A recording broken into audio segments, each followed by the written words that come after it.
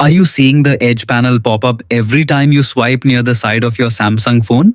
If you don't use this feature, you can easily disable it in just a few taps. Follow along and I'll show you exactly how. Start by unlocking your Samsung Galaxy phone. From the home screen, swipe down from the top to open the quick settings panel. Next, tap the settings icon, which looks like a small gear. You can also open the settings app directly from your app's screen. After entering settings, scroll through the list until you find display, then tap to open it. The display menu contains all the settings related to your phone's screen, including brightness, font size, screen timeout, and edge panel options. Now, scroll further down until you see edge panels. Tap on it to access its settings.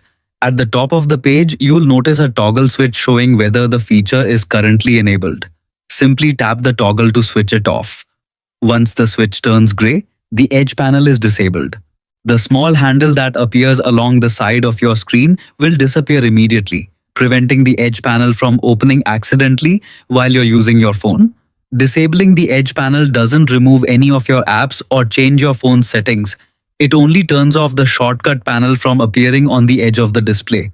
If you ever want to use it again, just return to the same menu and turn the toggle back on.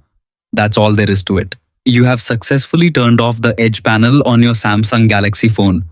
If you found this guide helpful, be sure to check out our other Samsung tutorials for more quick tips and useful smartphone guides. Thanks for watching and I'll see you in the next video.